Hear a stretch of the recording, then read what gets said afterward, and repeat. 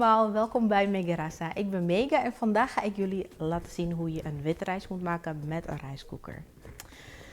Ik ben wat vaker bij iemand thuis geweest eten en dan proef ik dat de rijst gewoon nog hard is of is het te nat.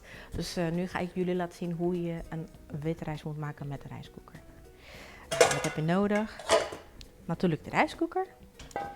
En ik heb hier een kopje met basmati rijst. Dit is ongeveer 250 gram rijst.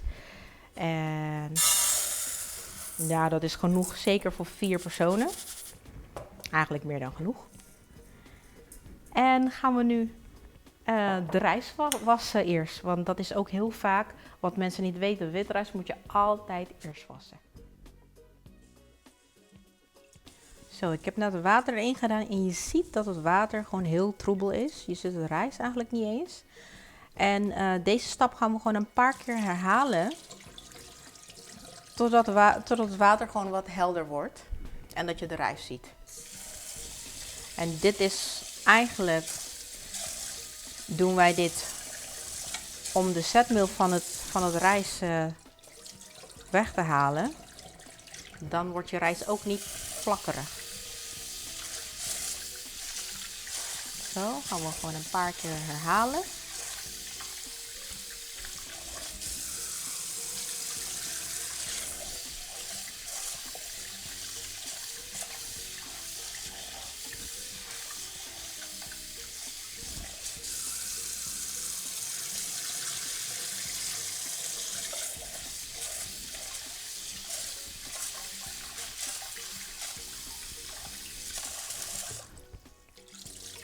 Kijk, nu zie je de rijst al.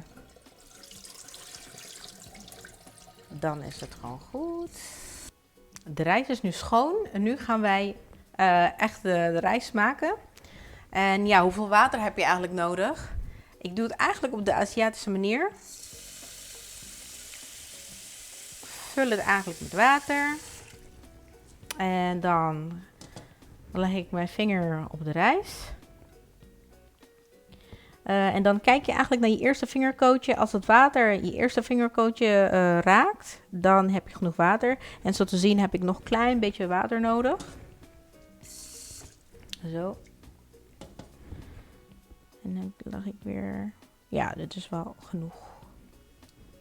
Als je denkt van, ja, hoeveel is het eigenlijk? De verhouding is 1 kop rijst is gelijk aan 1,5 water.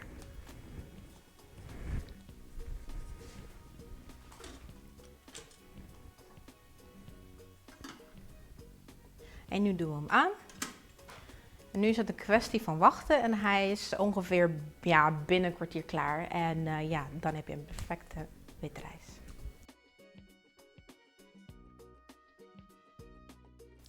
Nou, de witte rijst is nu klaar.